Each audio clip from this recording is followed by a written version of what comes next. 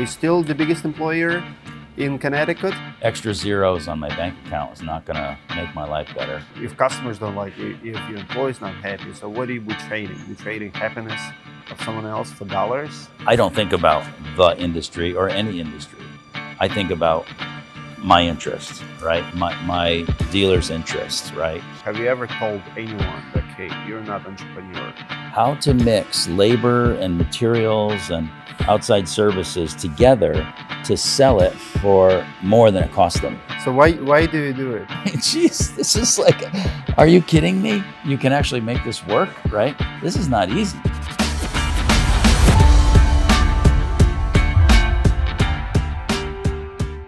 Larry, we agreed for this interview 3 years ago, exchanged emails, but never happened. And under new circumstances, you buy a conference, win the storm. I connected with Josie, and here we are 3 years later. You're in my space now, you're in the roofing space.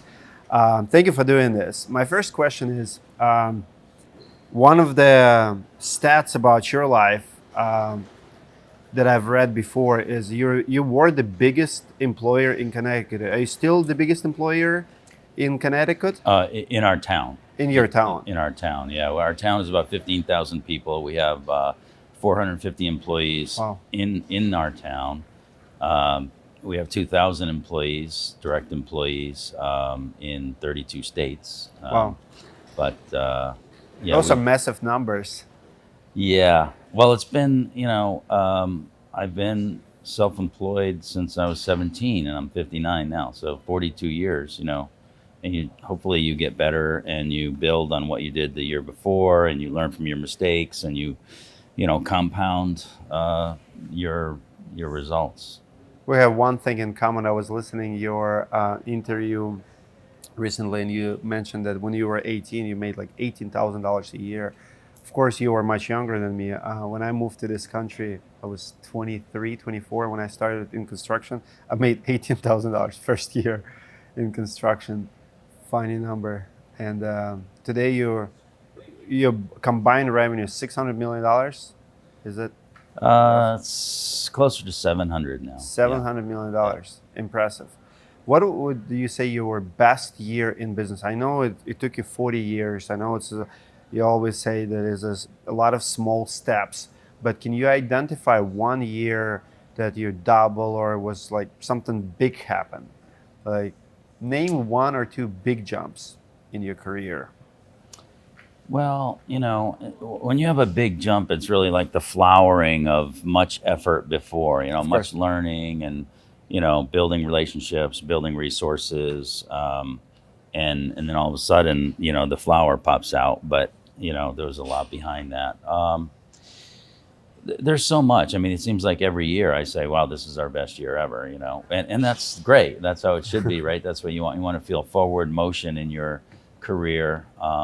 So you don't get bored. I personally don't like to live the same year over and over, like Groundhog Day, just doing the same stuff. And it seems like when I undertake a project, whether it be a new business, a new service line, a new product, a new structure, restructuring something, it always takes longer than I originally thought. But I'm not afraid to spend that extra time to do it right because I don't want to do it over, because I don't want to do this again, so take the time, do it right, get the right people, right, who are going to stay with you. And that's really, really important, getting people to stay with you. What would you say your best product? You probably feel about every product you made is the best product, the latest, whatever, but you have a lot of inventions. You have a lot of different businesses, product. What do you say the product you're most proud of? Maybe something that made you the most money, or something that stands out? Yeah, it's not so much. Well, there's the money part, but I invented a new drainage system for basement waterproofing. I invented the best sump pump system in the world, which is really important for people that if their sump pump fails, they get flooded, so they don't have to worry about that anymore. I invented a device that ensures that you don't get flooded if your sump pump discharge line freezes. It's a $15 part, but it's has saved Very so cool. much human suffering. But I think one of the things I'm most proud of is our pay for performance program in production that I created 25 years ago. And we haven't lost a foreman since at my local company. And so I have foremen that have been with me for, I think Can you 7. explain that? Elaborate a little. Yeah. Well, when you have employees working for you, okay, you want one thing and they want something else. You know, the owner wants the jobs to be done right. They want no problems. They want the homeowners to be impressed with the performance of the guys on the crew. And the guys, if you pay them by the hour, they want to get through their day and not work any harder than they have to, and not have to deal with problems, and that's something different. So automatically you're at odds. You're at odds with your own employees, right? If you want one thing and they inherently as human beings want something else, right? So you have to align what the owner wants with what the guys on the tools want. And when you do that, magic happens, and productivity levels doubled, and customers are so impressed. And because nobody knows how to squeeze inefficiencies out of the day than the guys that are on the tools, right? I mean, you can walk from here to there to the truck empty-handed, or you could say, let me bring this back. We don't need this anymore while I get that, right? I mean, as a very small example. Yeah. So I did that, and it's it's So simplistic. how does that solve the problem? Like, what exactly the system? Well, in a simplistic level, you pay them a percentage of the job, right? Okay. But then you got to attach, quality to it, and you got to give them what they need to succeed. So they feel like they have their own business within your business, And roofing uses subcontractors, so you have that sort of built in. But again, the subcontractors, what they want isn't necessarily exactly aligned with what the roofer wants, right? They want to get through it as fast as possible. It's going to get dark. Let's rush through this, right? And then you wind up having leaks, and it's because of flashing details and whatever. So you have to create an incentive system where what the owner wants and what the crews want are the same. I see. Do you remember who was your first employee? Yeah, my first employee was a partner. Well, it depends what.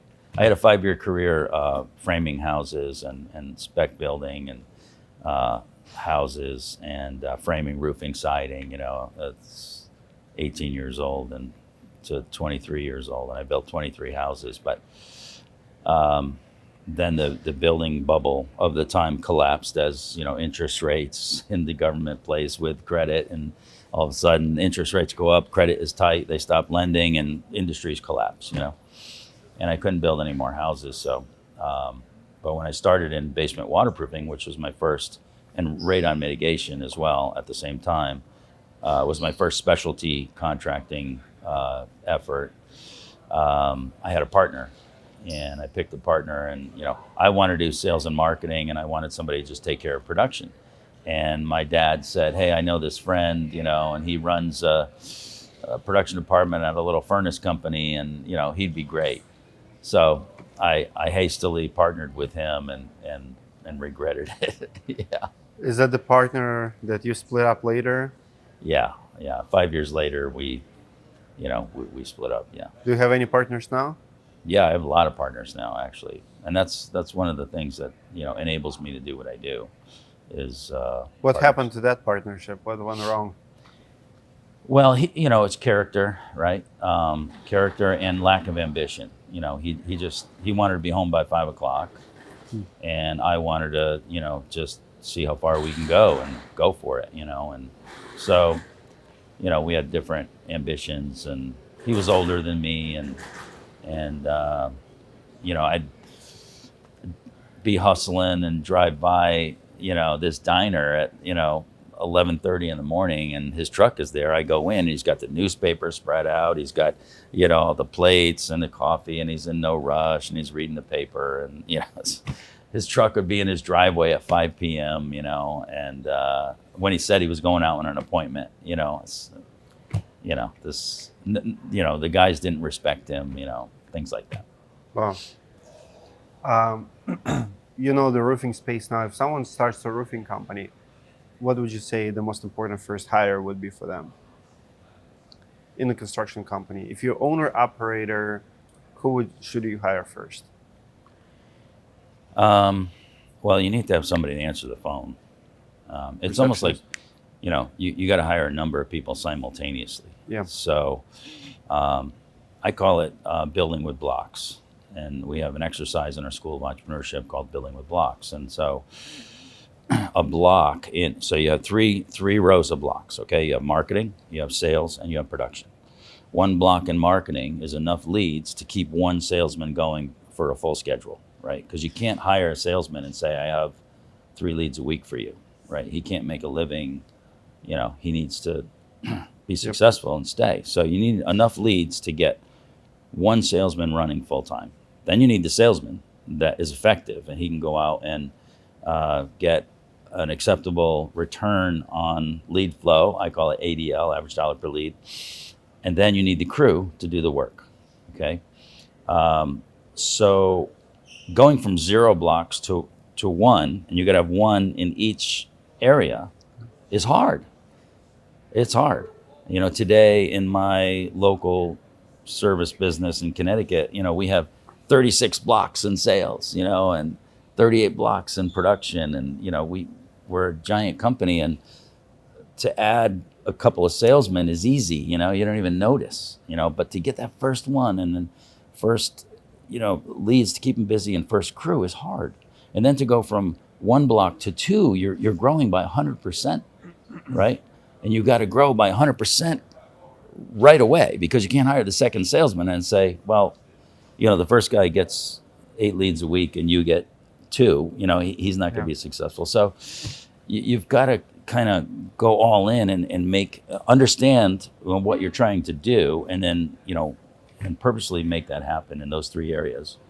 And so, but you do have to have somebody answer the phone, because, you could market all you want. If the phone rings and nobody answers, that customer has no affinity to you whatsoever, and they'll just go somewhere else.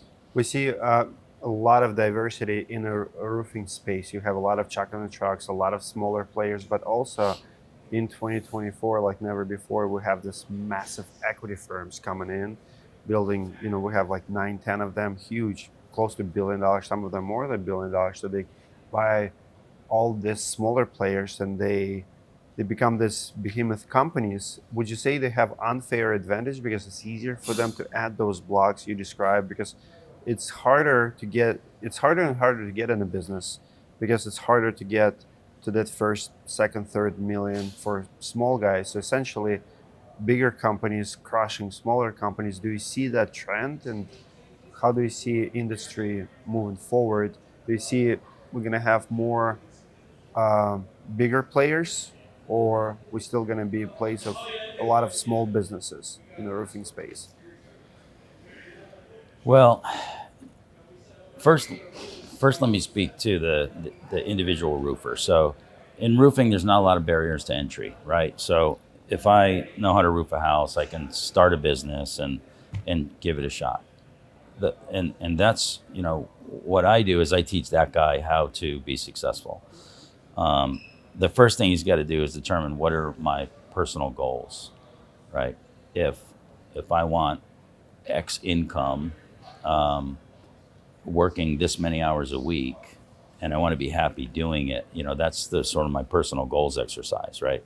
So then you say, all right, so now we know you want X income, and you could always change your mind later, but right now this is clear, this is what I'm going for. Okay. So then you say, well, what size business do I need to give me X income? What does that look like? And I make a financial model for that. I need so many leads, so much, closing ratio, so much average sale, and I get to so much profit, and that would give me my goals. Then you make a physical model. Okay, so if it's going to look like that, then what does it look like in real life? How many trucks? How many salesmen? What's the building look like? What's the marketing look like? You envision it, right? And so the small guy has to learn how to manifest results, out there.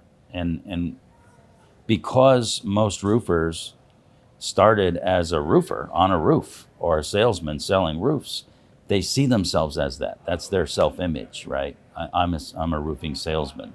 I'm a roofer, right? And that's a problem, because as soon as you open a business, you are now a leader. And the sooner you can see yourself as a leader of other people who, if you want to grow, you got to train those people to get results with the customers, right? Whether they're marketing, selling, or installing. And the sooner you could learn how to be a leader, right? I mean, a contractor who starts a business because he knows how to do the work, he doesn't know how to be a leader, right? So now he tries to grow and he becomes a technician or a salesman with 3 assistants, 5 assistants, 7 assistants, until he is maxed out, right? He can't go any farther because he doesn't scale. He's not teaching people how to be good at what they do. So there's that. Okay. So then you got private equity coming in. I'm not a private equity fan. I'm not here. Why are you not a fan? Because every example that I see of private equity buying companies, they ruin the company. Ultimately, the company gets ruined. It might get improved short term because the existing owner is so bad at systems and so forth. They put in some systems, they put in some discipline, they put in some process, they put in a better leader and so forth, and the company grows. But then they hit the eject button, and then nobody's happy. The employees are not happy. The customers are not served long term.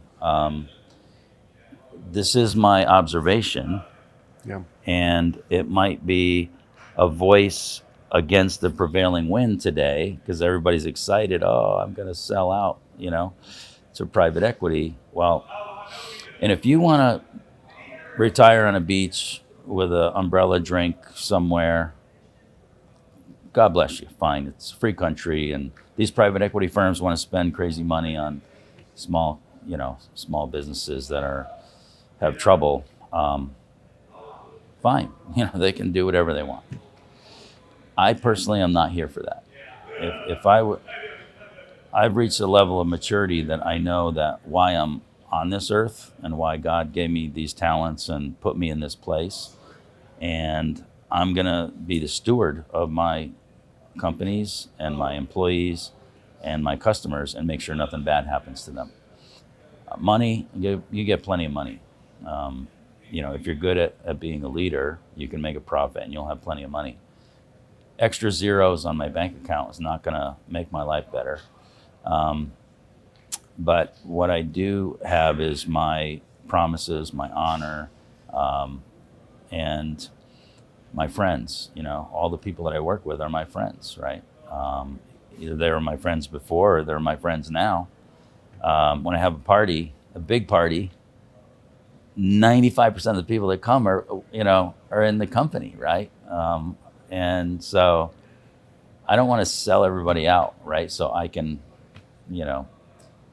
retire. And I agree with you. I did see some examples in the roofing space, but I also even reviewed industries that were before us. I looked at the flooring industry. Empire Flooring, I think, was, they've been sold 3 times. If you look at their reviews, 1-star reviews, 1.5, which to me speaks volumes. Like, would you rather have, if you play would you rather game, would you rather have $1 billion company or 5-star Google company with $100 million in sales? Yeah, you can 10x, but at what cost?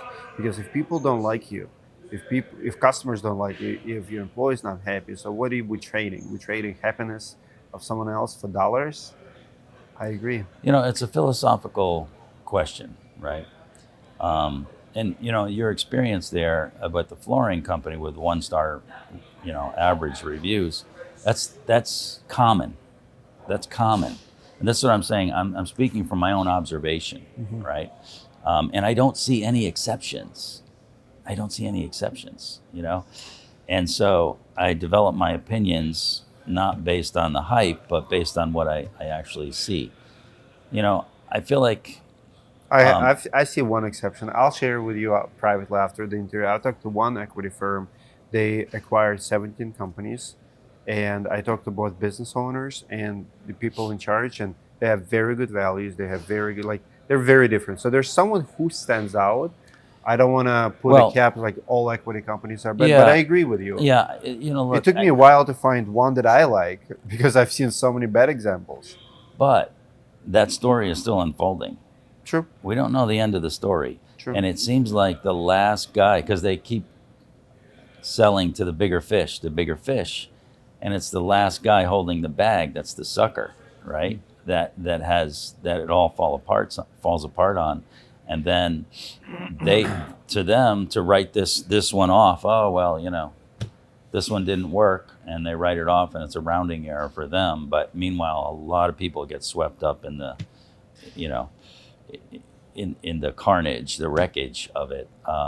But the original owner and the smaller firm that bought them that sold to the bigger firm, these guys are say, oh, this works, it's successful, okay? But they're no longer responsible for those customers or those employees, right? True. We have a big debate in the roofing industry between it's kind of divided, like industry is divided. You have a smaller guys, owner operators, and you have we call them sales organizations. And smaller guys hate the sales organization. I just talked to a gentleman yesterday out of Jacksonville, Florida. We have consulting call, and he said, Dmitry, it used to be 3 roofing companies in town. Now there's 30. And they're not roofing companies, they're sales organizations. So they come in, they don't own the labor, they don't own, so they 1099 everything, they sub everything out, they just go and sell. What's your take on sales organization in a company? We do it a lot, we see it a lot in solar. And now roofing storm chasers a lot around, that way they come in with the 20 sales guys, create a bidding wars for local subs start quadrupling their prices uh, and disturb the market that way. And there's this beefs happening. And my answer is like I always tell the guys, like, well, the answer is like you better learn how to sell and market your business so you know how to compete with them, because it's not like it's. I mean, they have unfair advantage for a little bit, but for the homeowner, what advice would you give a homeowner how to interview the contractor to find out who is the sales organization and who is the real contractor here? Yeah, you're asking me loaded questions here, but um, well, advice to a homeowner would be do business with a guy who's got, you know, brick and mortar in town and he's been there and he cares. Because if you have a problem with your roof, you know, you want somebody to respond. But it's hard to find out because they all speak the same language, well, make the same promise. well, you know, look, I'm co-owner of Win the Storm Show. Okay, you know, we support stormers, and I think that it makes sense that there's a place for stormers in the Oh, world. 100%. We need stormers because when a storm goes through and all these people need help and their roofs are exposed and leaking, there's not enough local roofers to meet that sudden spike in demand. Of course. So we need that. It's not immoral. It's not, you know, and you know when it comes to thinking about the industry, okay.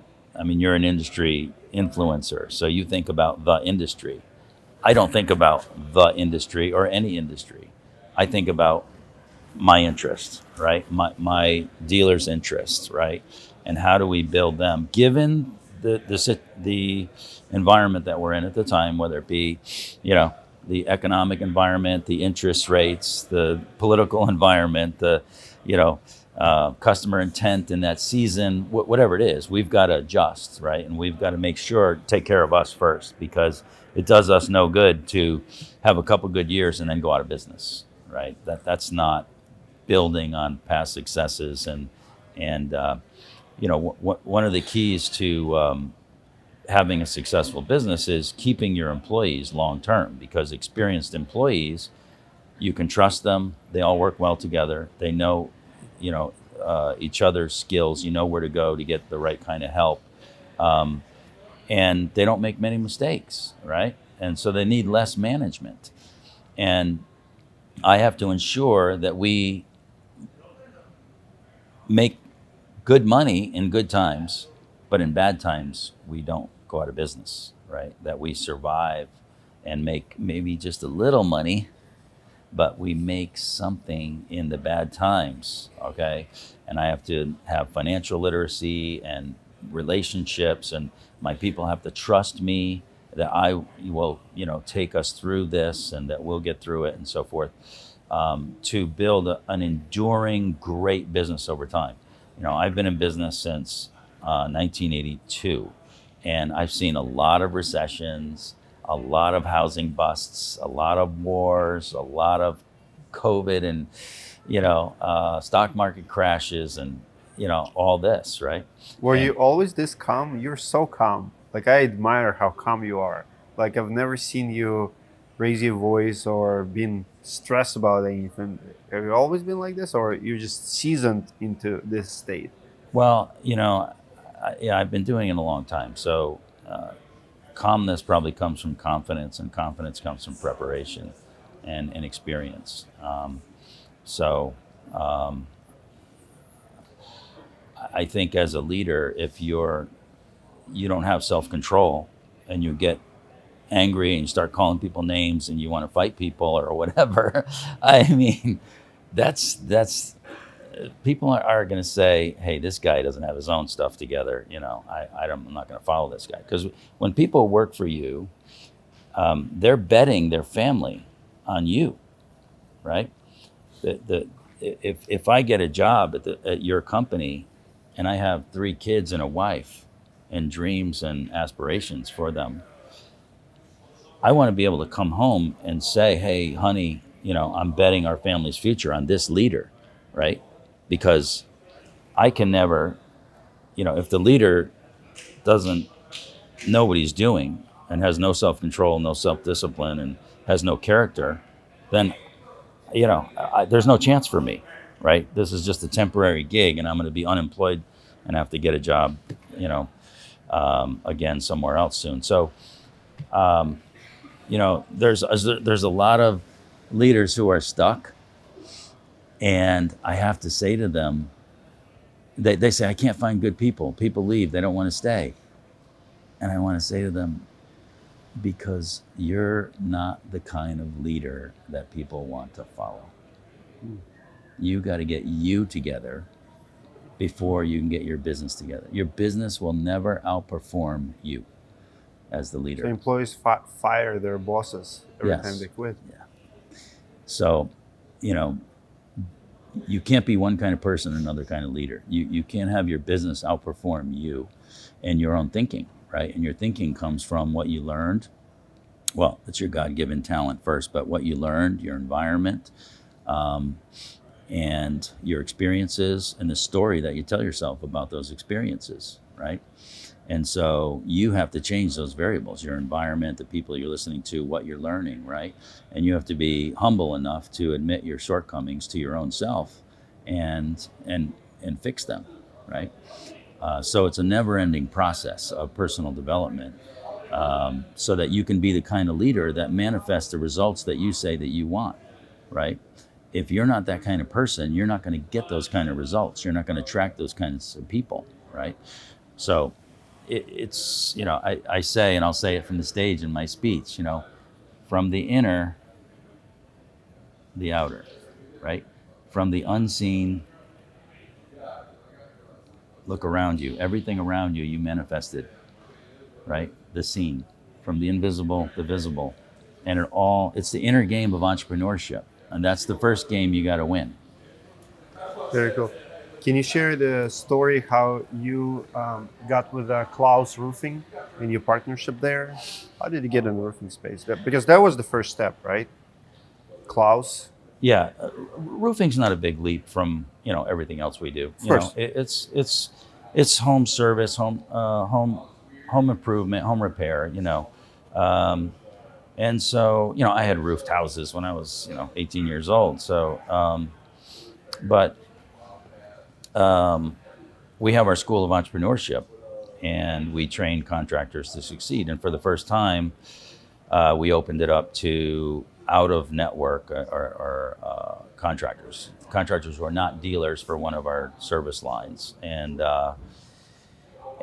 Klaus Larson was one of our students, and Eddie Griffin was one of our students. And the course, the live course, was 2-day training every 6 weeks, and it took 3.5 years. And then we put it all, we had all on video, so it's all on online class now. And Klaus and some other roofers in the class were making dramatic progress. They were going from $500,000 and $1 million a year to, $2, $4, $6, $8 million. And so, there's a time in your career when there's good ideas, but you're just not ready for them. You're too busy with other things. You know this, right? Of course. And so we had the team. We have a huge team. We have 11 buildings at our campus in Connecticut, and we have all the resources. And so Klaus and I got together with Stephanie Pellizzari and Eddie Griffin, who's a roofer that went through the school as well, and he's grown from, again, 50-year-old company. Eddie Griffin's company, Brown Roofing, was doing about $1 million a year, and went through the School of Entrepreneurship, and today he's doing 18.5, and he's going like that. And his building is right across the street from our building, and I'm partners with Eddie now. And so we said, let's start a roofing dealer network. There's a lot of roofers who need help, who would like to have us show them how to succeed. Well, can you teach entrepreneurship? So you have a school of entrepreneurship. We do say that business is not for everyone. Can you describe, when can you tell that business is not for you? Have you ever told anyone that, hey, you're not an entrepreneur? Is it all right thing to say when you clearly see, someone have it? So I have 5 kids, and some of my kids, I have an oldest daughter, Anastasia. She wants to be a zookeeper, right? But I have a son, he is already doing transactions with the other kids. Other day, my daughter needed quarters. She's like, I need 4 quarters. And he's like, all right, I'll give you 4 quarters. No, 6 quarters. He said, I'll give you 6 quarters for $2. Yeah. And I'm sitting there and just blown away. What just happened? 6 quarters for $2? Yeah. Genius. But he, you can tell that he's an entrepreneur. And other girls, they don't know how to count their money. So when can you tell? What kind of task that you run? Well, if somebody wants it bad enough, they're willing to take the risk. They're willing to accept, responsibility. They're willing to learn. But some guys get in business because they're unemployable. They have no choice, right? They don't want to listen to anybody else. You just described 90% of roofers. Yeah. They don't want to listen to anybody else. They want to be the boss. They're ego-driven, and when so they're not entrepreneurs. They're just lazy. Well, not lazy, but that's yeah. They're rugged individualists. An entrepreneur wants to go out there and figure out the puzzle, how to mix labor and materials and outside services together to sell it for more than it costs them, right? And they're willing to accept that challenge and that responsibility, and that's those people will be most successful. But how can you tell? Have people maybe in your school of entrepreneurship, but you can tell hey, business is not for you? Well, it's not for me to say. I mean, I try to help them, no matter where they are. But of course. But I like to be honest, right? To tell them, look, you got to change who you are, to get better results. Some people talk a big game, but they don't. When you get in their business, you may know this. You see, well, it's not like they say. They're deceiving themselves, right? Mm-hmm. And other people are very humble, and their eyes are open and their ears are open, and then you go back to their business. You're like, wow, this guy's really getting it. He's really implementing. I had a guy text me yesterday on the way here, and he went through my school, and he's going to do 13 million in roofing this year. And he started, very, very small. He's in south of Atlanta, and very excited. I had a fence company come through, and he was, a couple $1 million fence company, and he's 28 million today. Just about, I guess it's been about five or 6 years later. So if you can, it takes wisdom to understand wisdom sometimes, and a good idea is put in front of you, and the smartest entrepreneurs will recognize that as, wow, this is another number in the lock that's going to propel me. This idea is worth $1 million or more. The bigger I get, the more this idea is worth, so I've got to get this right. And some people, you can tell them the greatest idea, and they go, yeah, where's the bar? So you're right, it's not for everybody. And I think, getting back to my sort of source story here, I think that's, God made everybody, this person's good at nursing and caring for sick people. I'm not that guy. I don't, this person is good at, teaching young children, patience of a saint. I'm not that guy. This person is good at, working with their hands, and all of that is noble, and we need all that.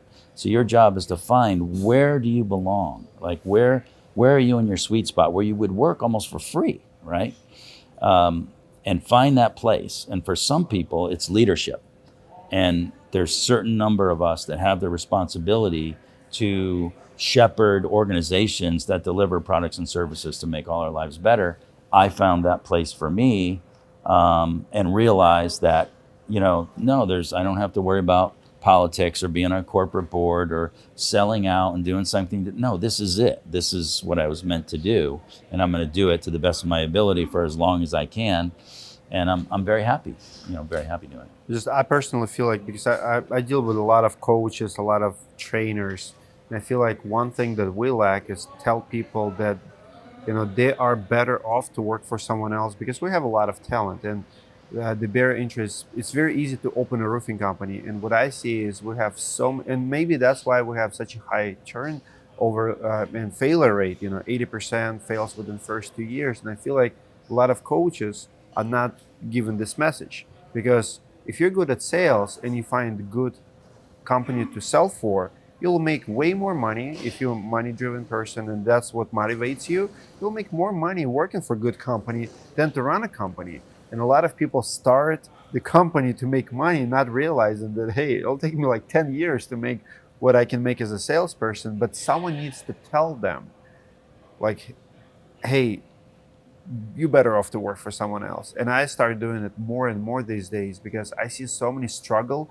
They're like, been in business for 5 years and still cannot figure out how to make their phone ring. They hire marketer after marketer after marketer. I'm like, you just not built for this. I'm sorry to tell you, but if you cannot find the work after 5 years in business, the problem will never go away. You should know by now how to do it. And it's a hard truth. Well, assuming they have the right training. True. Some people struggle and they just don't know how to do it. If you have the ambition and the will and the humility and the perseverance and the self-discipline, all you need to do is now learn how to do it, right? True. But some people, when they get in business, there's no floor to your income. You remove the floor of your income, and the floor goes way below zero, so, there you are. So you might be better off working for somebody else. It is not for everybody. Look, it's a great responsibility, and for some people it destroys them. It destroys their character. It messes with their ego. It destroys them financially, and they lose a lot of friends by mistreating people. It's not necessarily easy, but it can be done, and it's an amazing path in life. You only have one life. This is it. This is not a dress rehearsal. Okay, this is it. And if you're in your middle years, you've been through basic training, okay, schooling, right? And you got a first few jobs and what life is about now. And then there's going to be a time when you run out of energy and you run out of health. And how many years between this point and the time that happens? Not many for most of us. So we better get to it. And if we can make it work, you can get, 3 years results in 1 year, 10 years results in 1 year, 100 years results in 10 years. Would that make a difference in your life, right? What you can do, right? What kind of person you can be to others, helping others and so forth, and living, having amazing experiences. Yeah, it can make a huge difference, right? So the challenge is to become that kind of person. You mentioned that the timing wasn't right to get in a business early. So you have 6, 7 businesses now, at least 6, 7 logos on your website. You probably have more partnerships. When it's too much? When are you spreading yourself too thin? When do you determine when to say no and what to accept something? What kind of rules you have? So that's a great question, because, many entrepreneurs, they start one business and they meet with some level of success and they start thinking they can do anything. Now, it may be true, you can do anything, but you can't do everything. Okay. And I have this saying in school: you don't scale. Okay. You have 24 hours in a day, 7 days in a week, 31 days in a month. That's it, like everyone else. So you have to build a business that works without you, right? That you have to build a business where other people are in charge and in doing the work and getting the results. And that's the challenge, right? You're team builder in chief, right? You're the leader in charge of building the team that prevails and that endures over time. Because if you try to do that and you turn your back and you walk away for a month and it all falls apart, you got to start over again, right?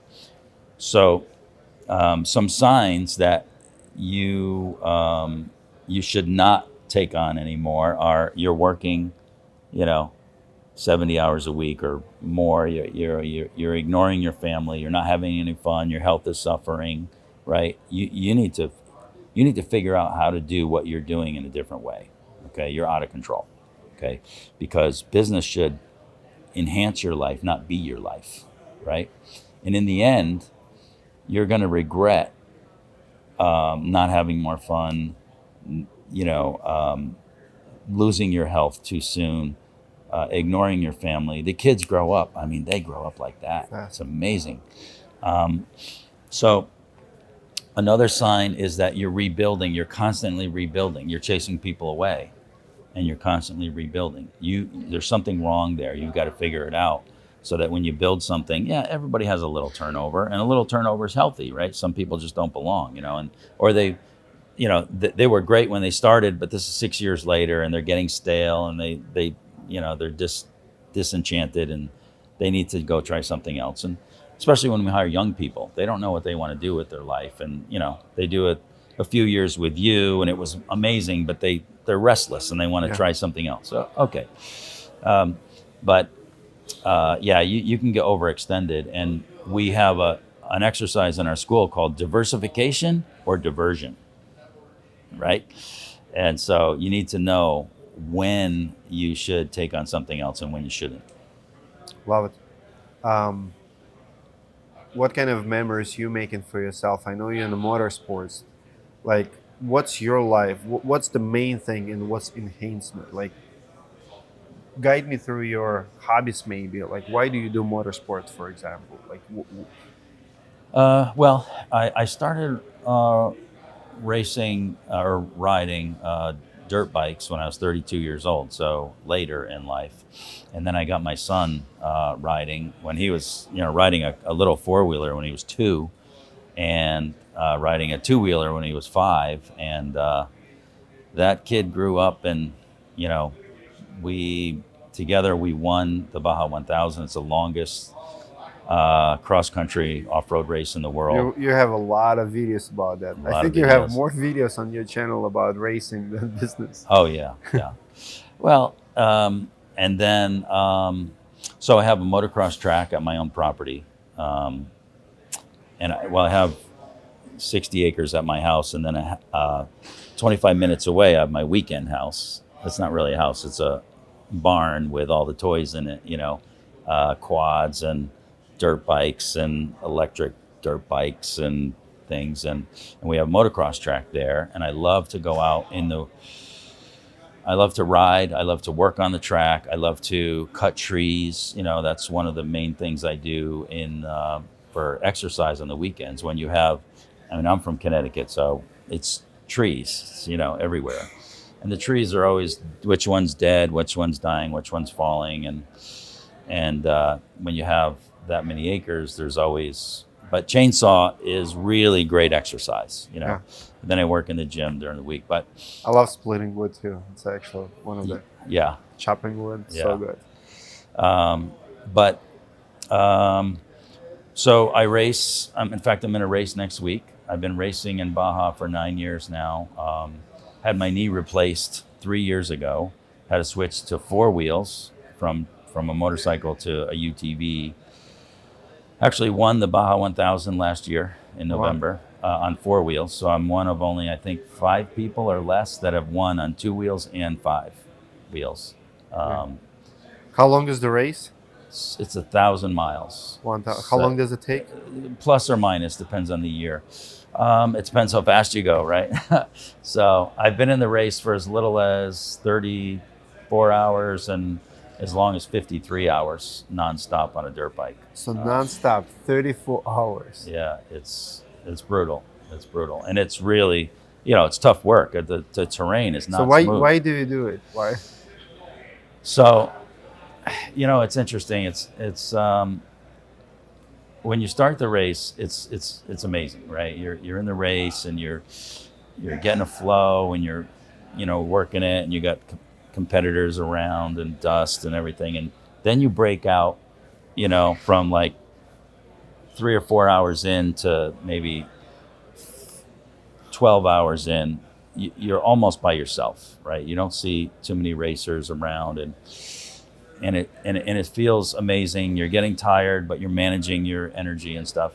And then you start to get like, wow, this is starting to suck. It's all mental. I'm in pain and stuff, and that is when the race starts, right? That's why you've come to see what you can do, and Push how yourself to the limits. Yeah, it's mind over body, right? And so, just trying to get through when you feel like I need to get off this bike, and overcoming that. And then you say to yourself, I never should have come here. I knew better. I shouldn't have come back. This is my last race. And then you finish, and then you forget the pain and suffering, and you go back. So. Have you ever quit the race?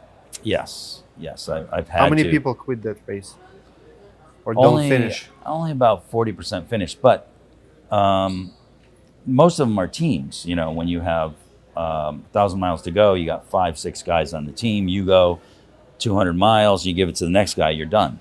Right? Oh, really? So I do it solo. How many people do it solo? Well, when my son and we won the race as a team in 2015. In 2016, he decided he wanted to enter the Ironman class, which is solo. And only 11 people had finished Ironman at that time. Wow. He now has finished it. He now has won it. I am the oldest finisher of the Baja 1000 Ironman solo. I finished when I was 54 years old. Wow. So, I mean... What does your wife think about it? My wife would probably prefer that I didn't race, but for the safety aspect, because people do get killed in the race, almost every year. But so I got divorced in 2018, and I'm remarried now for almost 2 years.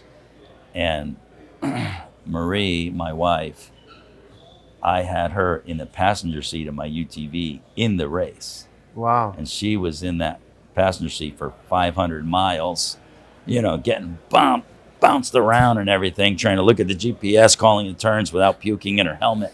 And she did fantastic, you know. So I got her involved right away. So she knows what it's all about. So it's great.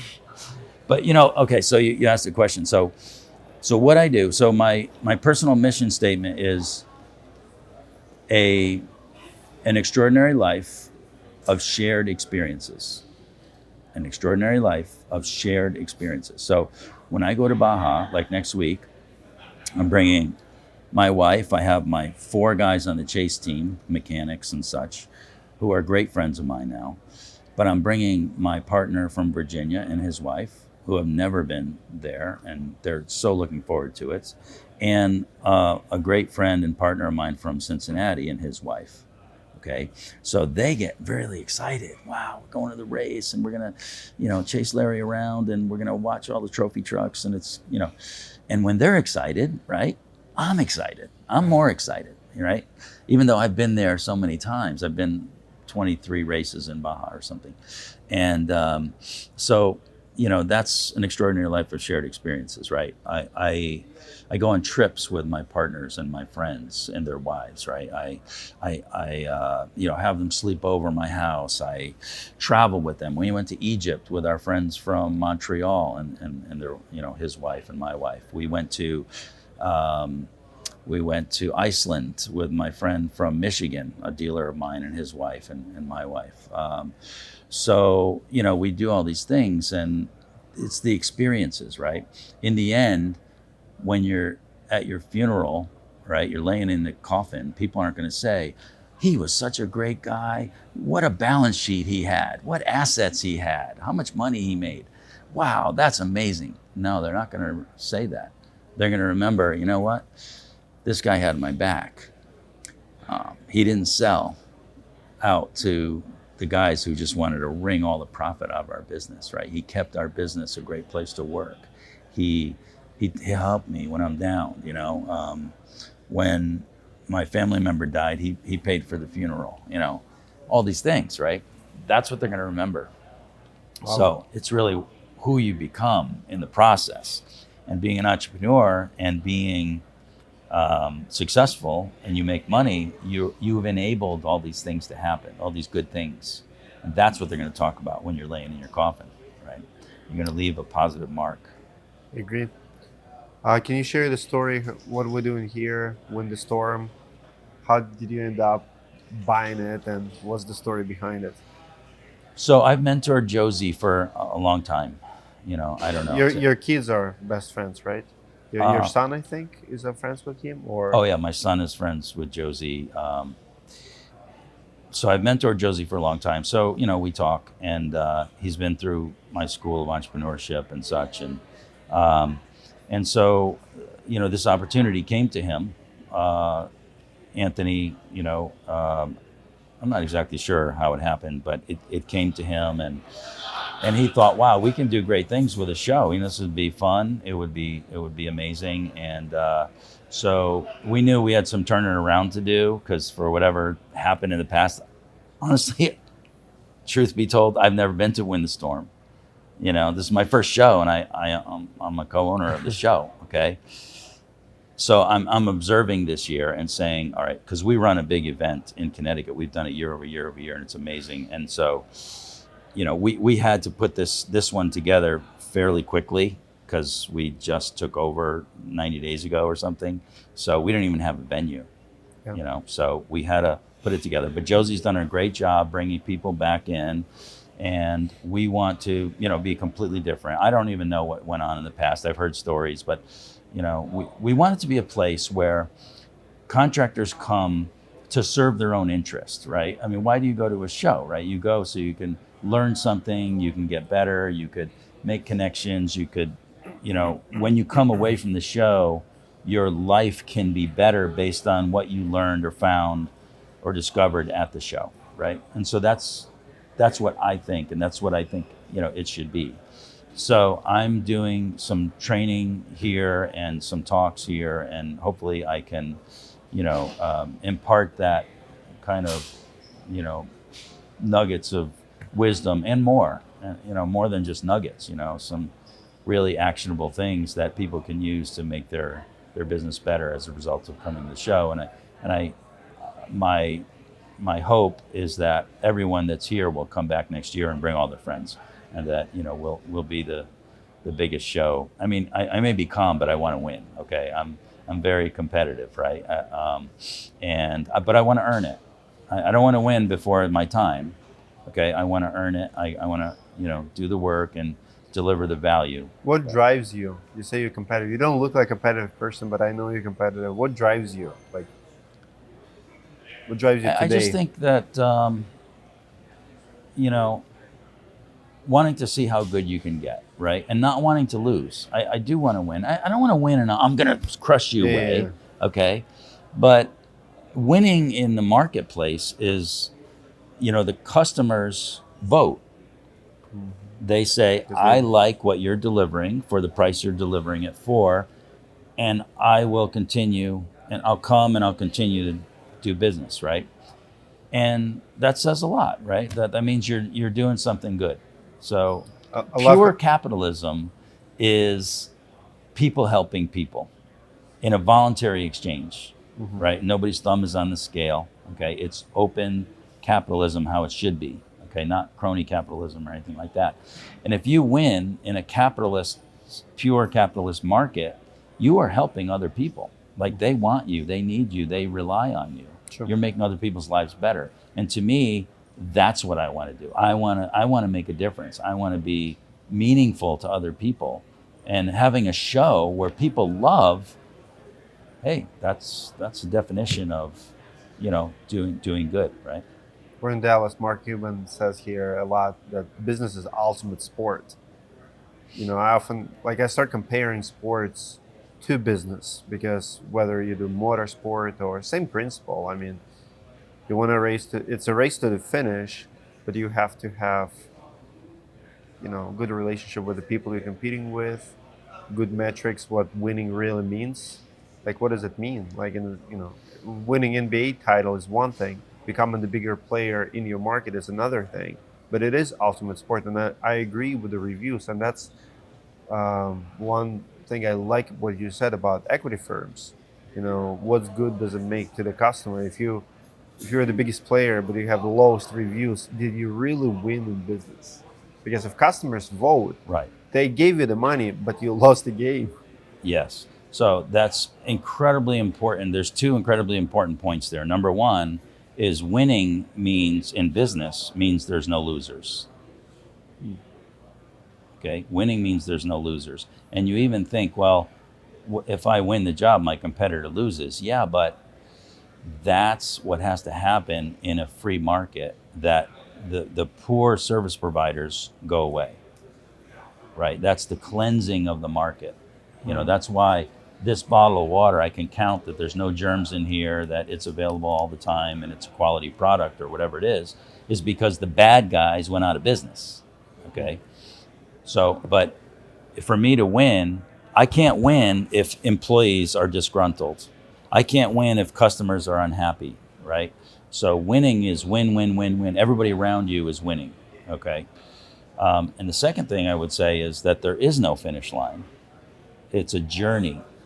It's a journey that just keeps going until you're dead, to me. So I have to win today in such a way that sets me up for winning even more tomorrow. If I win today at others' expense, they're going to make sure I don't win tomorrow.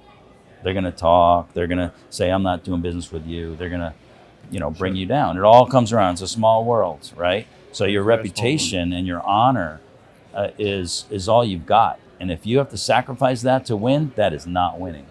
That if you win temporarily, you will not win long term. Okay. Do you agree with a popular phrase that we are the average of top 5 people around us, or whatever, top 5 friends, so who you spend the most time with? Yeah, absolutely. Absolutely. I got into personal development when I was 19 years old, discovered Nightingale Conant audio programs. And at the What's the time, name? Nightingale Conant was a company that produced cassette tapes. Yeah. And at the time, speakers and personal development people They were not on audio. There was no audio books. There was no smartphones, you know. And it was $60 for a 6 cassette set, right? And you play in your car in your cassette player, you know. And I invested in those things, and I listened to them over and over. And Who influenced you the most? you know, there's so many. I must have read or listened to, I don't know how many books, 1,000, 2,000, I don't know. I'm listening to books all the time. Can you name like top 3, 4, 5? Well, Tony Earl Robbins? Tony Robbins, yep. And, you know, you get something. I don't want to be Tony Robbins, Sure. you know, but there's a lot of things that he says that I learned from, right? You have to be you. Don't try to be somebody else. They're all taken, okay? You be you. Yeah. But take the best, right? And advice is contextual, right? It depends what you're trying to do. You know, good advice for you is maybe not good advice for me. And what's good for me might not be good for him. It depends on where you are in life, what your goals are, right? What you're trying to achieve. So anyway, Earl Nightingale, Zig Ziglar, Brian Tracy. I've got the pleasure of doing an audio program with Brian Tracy, Wow. which I have. You know, there's so many. Tom Peters, In Search of Excellence. I'm talking about 80s and 70s stuff, you know, so. So, I mean, we're so blessed now with the YouTube, with audiobooks, like amount of information that we have. I was preparing for this boxing match in December, and honestly, I was blown away. Like, you can learn absolutely anything. You can go, like, honestly, have a workout with Mike Tyson. Like, someone filmed them, and it's in your hand. It's like, how did Mike Tyson training? And you can see how Mike Tyson trained, and you can go to the gym, buy an Amazon bag or any tool you want. Within a day or two, it's gonna be at your garage, and you can train like Mike Tyson trained. Yeah. Mike Tyson did not have it. Yeah. You know, Ali did not have the resources that we have.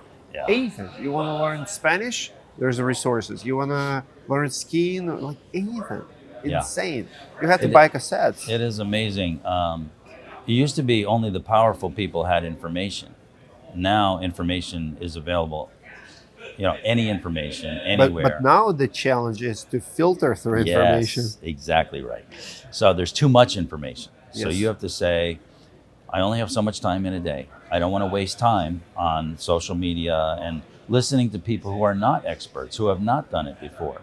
You have to tune into voices of value, and the value is determined by where you want to go, what you want to do. And you have to get the advice of the people who actually done it. You know, there's thought leaders, that's one thing, but there's results leaders, that's something different. And if somebody hasn't gotten those results in the past, they're just talking. They might be reciting a lot of books that they read and, you know, aggregating information. We all do that. There's nothing wrong with that. But the people who are practitioners are the best ones to learn from, you know, and I can say, you know, what I do is I help contractors succeed. If somebody asks me, what do you do for a living? Well, I help contractors succeed. Well, how do you know how to do that? Because I am one. And I've been doing it for my entire life. And I've tried and failed and practiced and got better and got better and got better. And now, you know, at one location, we send 85 trucks a day out into people's houses. You know, some businesses, you're in a controlled environment, little manufacturing company, you know, you can go in the back and see how everybody's working and control quality and adjust dials on machines and make sure. You know, home service, home improvement, home repair is hard. You're sending, you know, 3 guys, 10 guys, whatever it is, with, you know, equipment out into somebody's house. You know, everybody has different standards, different, you know, things that upset them or whatever. You know, like what could go wrong, right? I mean, geez, this is like, are you kidding me? You can actually make this work, right? This is not easy. And you know, so that's what I've done my whole life, and we've mastered this, and now I'm willing to teach other people, which is, there's other people that have mastered it, but they're not teachers, right? And they didn't see it's their calling, part of their calling, like you have and I have, to teach other people to get better. You know, so it's very rare that you have somebody who's mastered something and has mastered teaching it at the same time. You're an innovator, and you have a lot of innovation under your belt. What kind of innovation you feel like roofing industry missing, like roofers? Because we don't. It's the same shingles that we invented 40 years ago, but we have rejuvenation products right now that have it, helps it last longer. We have roof cleaning products. What do you see is needing? Like, are you working on any products? Yeah, one thing we're working on right now is one problem that is there is valleys shooting the water over the gutter, and so they put up the flashing diverter flashing, right? But then it captures all the leaves, whether you have gutter guards or not. So we have invented just now a device that goes at the end of the valley. It's like the Valley controller. You may have seen it, the Barnett's Valley controller, but it's modified so that it doesn't have to go to the outside of the gutter. So it could work with any kind of hooded gutter system or any kind of gutter protection or no gutter protection. But it'll take the water and drop it down below this device and drop it right down into the gutter. So I love that stuff, and so we're just going into production on this thing. So yeah, I mean, solving problems. What kind of materials do you like personally? Metal, you're a metal guy, rubber, asphalt Well, shingles. Klaus Roofing is asphalt. Some of us, some of my partners dabble in, do metal and do flat roofing and stuff. But we're asphalt. Josie is a big metal guy. He started with metal, and then he went to tile, and then he wound up with asphalt, kind of the opposite path. But it's I like to, I want to do things that scale, and there's certainly things that I don't know. In order to be a great teacher, you have to be a great learner, and you have to always be learning every single day. But you can't do everything. And I have to choose my battles too. And what I only want to do things that I can be really good at, and I can build a team to be really good at. So, I know my days are gonna be over, and there's still lots of ideas that I've had that I could have done this, I could have done that. Yeah, well, like you can't do everything. You can't do everything. So you got to choose, but you can do a lot if you are a kind of leader the other good people will follow. Because what happens is, if you're a bad leader, good people, once in a while you hire a good person and they say, oh, he's a bad leader, and they leave. The bad people stay because they don't have a lot of choice where to work, right? So the bad leader's got the bad people, okay? Meanwhile, the good leader's over here. He's hiring people. He tries to hire good people. Good people say, oh, he's a good leader, I'll stay. The bad people he doesn't put up with, right? They're exposed. He sends them on their way. So the good leaders wind up with the good people. The bad leaders wind up with the bad people. And if you have enough good people, you can scale and you can do lots of things. Very, very good demonstration. Never thought about it that way, but it's so true. Yeah. Sometimes you wonder how some people attract talent, but then you kind of see I always tell people we attract people like us. Like, I often tell people, if you like my video, people say, oh, I watch your videos, and it tells me more about you than about me. Because if you like certain content, it means that you aligned with the message. Like, we think alike. It's not compliment to me. We just think alike, and we like similar stuff, and that's how it works. Lastly, I don't want to hold you anymore. I know you have a conference, you're a busy man. Can you give me, based on what you know about me, business advice or personal advice? Well, universal advice is just always, learn, keep learning, keep, making yourself better. Notice the results. The world is giving you feedback, and it's saying, when you do this, the world likes it this much, right? The people are voting, right? And listen to what they're saying and adjust your what you're doing to get greater results in the world.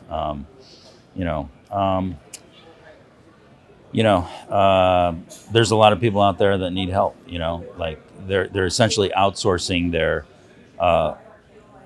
education, which we do with our kids, right? My daughter is now wanting to go to college. It's $70,000 a year. That's $280,000 for a 4-year education. And what what you're doing, what I'm doing is providing education to grown men who already know what they're going to do with their life, and they're millions of dollars a year are coming through their hands, and they're squandering it, and not as efficient as they can be. So they need help, and hopefully they recognize it and they have us help them, and we can make the world a better place that way. But you know, keep going. I'm Thank the you. don't quit guy. That's my superpower. I don't quit. So just keep going and be the best person you can be every single day. Thank you. No, it's funny. Like I always wanted to be a teacher. I got 3 year college degree, and I went to university to become a couple of years teach history.